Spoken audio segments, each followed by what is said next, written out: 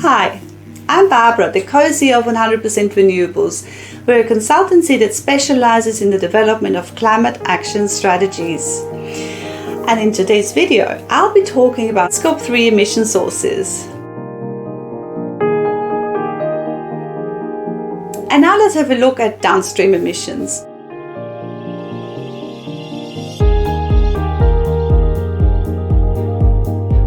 Downstream transportation and distribution is category number 9.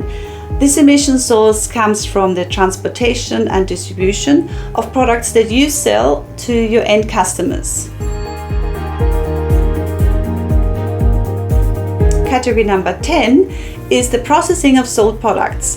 This category includes emissions from the processing of products that you have sold to third parties, so not the end user, who use your products in their manufacturing.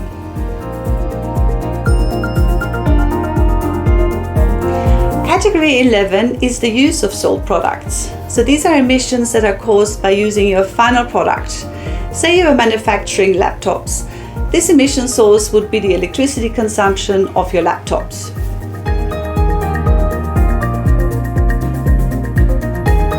Category number 12 is end-of-life treatment of your sold products. Sadly, most products that we use end up as waste. And this emission source is the carbon emissions caused by, say for instance, landfilling or incineration.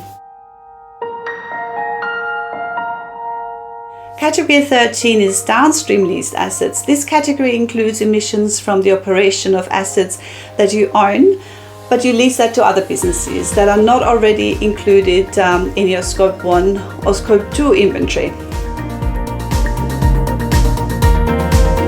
Category 14 is franchises.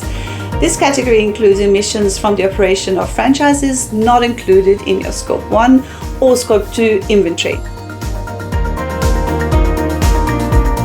And finally, category 15, investments. This category includes emissions associated with your investments that are not already included in your Scope 1 or Scope 2 inventory. Category 15 is primarily designed for banks. While this list can be a bit overwhelming, not all emission sources will be relevant. It's important to prioritize your data collection efforts and focus on your most significant and relevant emission sources.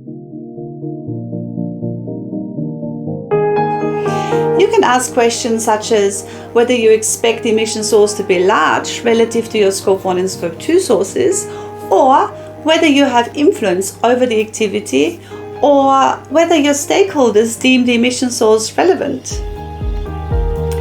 In my next video, I'll be talking about the benefits of calculating a Scope 3 carbon inventory. Thanks for watching.